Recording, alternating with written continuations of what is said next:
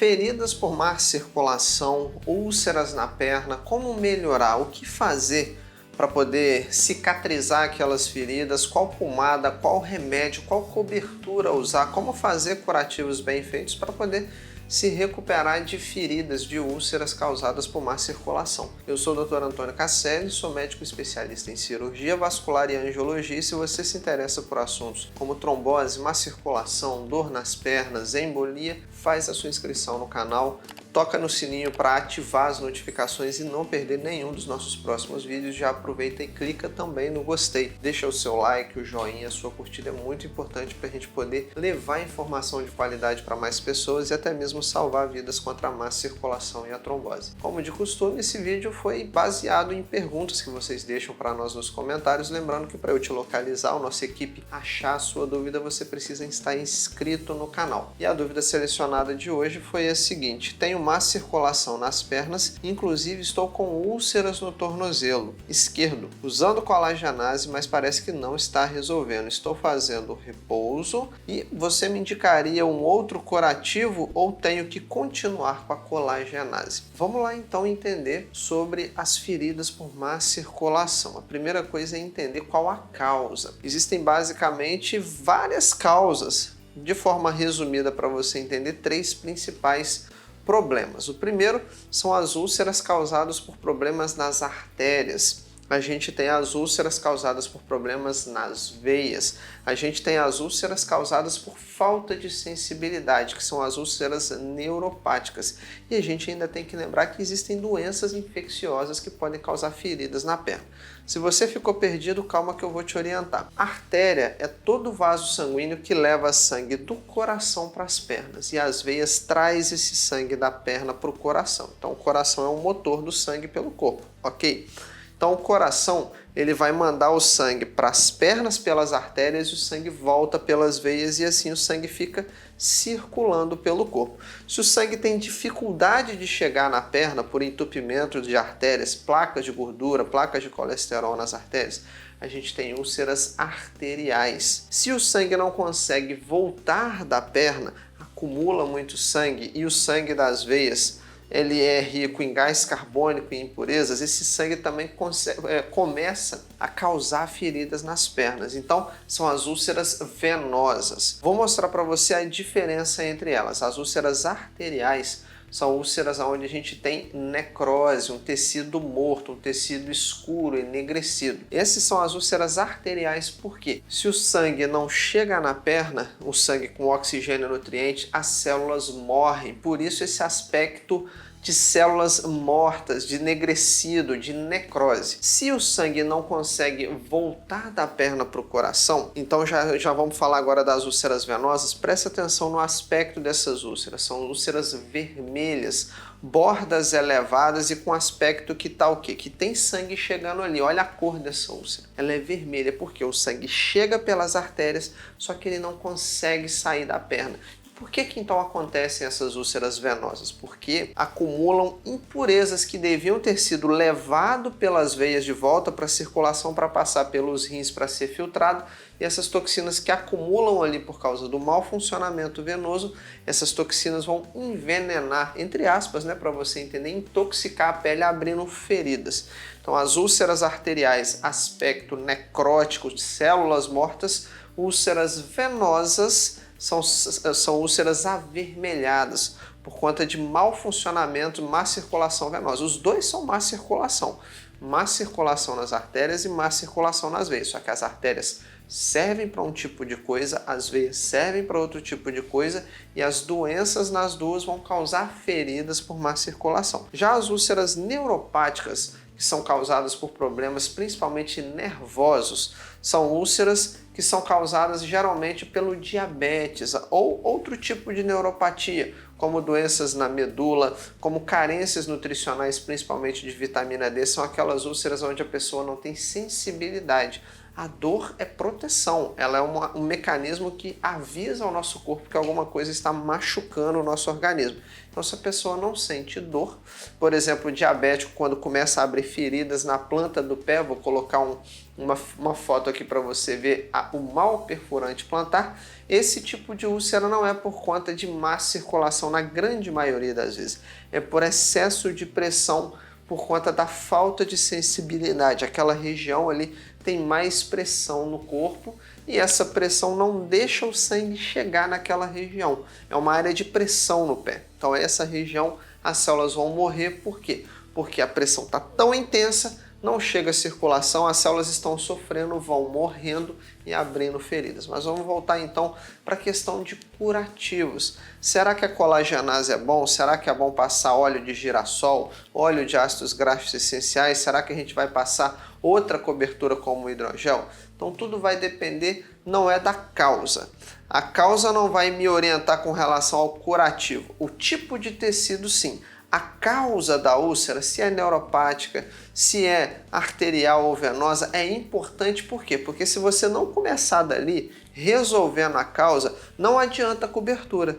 Se você não corrige o problema nas artérias, não corrige o problema nas veias, não interessa o que você vai colocar em cima da ferida, se é colagenase, se é óleo, se é hidrogel. Por quê? Porque a causa está lá. Você está tentando resolver passando uma cobertura, a causa está abrindo um machucado. Você está tentando melhorar, fazendo o curativo bem feito, a causa continua perpetuando a úlcera, fazendo a úlcera abrir mais. Então por que eu comecei falando da causa, da origem da úlcera? Porque se você não tratar a origem, não adianta fazer curativo bem feito, porque a ferida não vai fechar. Você não foi na origem do problema, na raiz do problema, que é a causa da doença. Se é uma úlcera por má circulação nas artérias, precisamos tratar as artérias. Se é uma má circulação venosa, precisamos tratar as veias. Mas então, voltando para a parte de curativos, como definir qual cobertura usar? Vai depender de qual o tecido. Nós temos 3 tecidos no corpo. O primeiro deles é o tecido de granulação.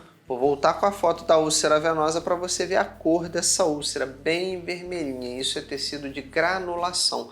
São células boas que estão o quê? Se proliferando. Não adianta você querer fechar uma ferida muito grande em um tempo curto. Por quê? Porque o corpo, as células, elas têm que se dividir, elas têm o tempo delas. Uma ferida grande vai demorar um prazo determinado para ela ir fechando aos poucos. Então, o que fecha a ferida, o que cicatriza, não é a sua cobertura. É o sangue chegando, é a circulação estando boa. É o sangue chegando com oxigênio e nutrientes, as veias levando embora as toxinas e o gás carbônico. É isso que cicatriza uma ferida. É a circulação boa. Tanto a circulação nas artérias quanto a circulação nas veias. A cobertura é um adicional. É você dar condições adequadas para você ter o que? Um bom funcionamento das células, elas poderem se dividir e fechar aquela ferida. Então, tecido está vermelhinho, a circulação está boa, tecido de granulação, vamos colocar só uma coisa para hidratar. Óleo de ácidos graxos essenciais, alguma coisa que vai deixar aquela ferida com uma condição de umidade adequada. Lembrando que nesse caso, nesse exemplo, a circulação também está boa. Se a gente tem células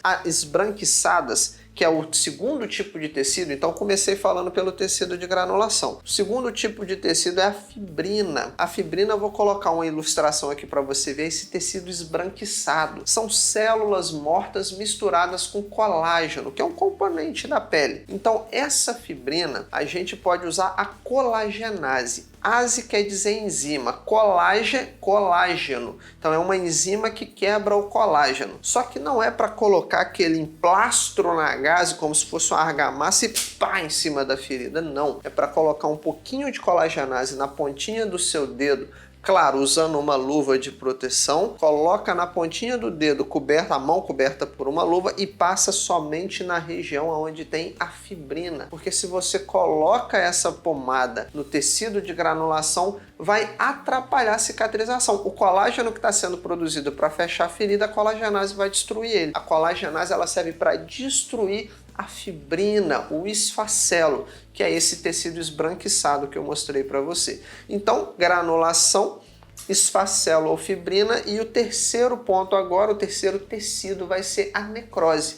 Então vamos voltar para a úlcera arterial, colocando de novo a foto aí para você ver de necrose. São essa placa preta na ferida, essa casquinha na ferida de células mortas. Agora é o seguinte, a necrose, quando ela é muito extensa, a gente precisa fazer uma raspagem, que é um procedimento chamado de debridamento ou desbridamento cirúrgico. A gente tem que levar a pessoa para o centro cirúrgico, fazer uma anestesia para ela não sentir dor e tirar com bisturi aquele monte de células mortas. Então o principal para necroses extensas é fazer o procedimento cirúrgico. Mas necroses pequenas ou no período que a gente está programando essa intervenção, essa raspagem, a gente pode usar o hidrogel com alginato, que é para deixar aquela região em condições adequadas até o procedimento. Outras opções podem ser o povidine tópico, que não é muito usual nos dias de hoje, e também a rifamicina spray, que é um antibiótico, ou até mesmo a clorexidina alcoólica, o mertiolate, alguma coisa que vai fazer a asepsia, a limpeza daquela ferida. Necroses pequenas, dá para esperar chegar ao que? A cicatrização embaixo e aquela casquinha cair.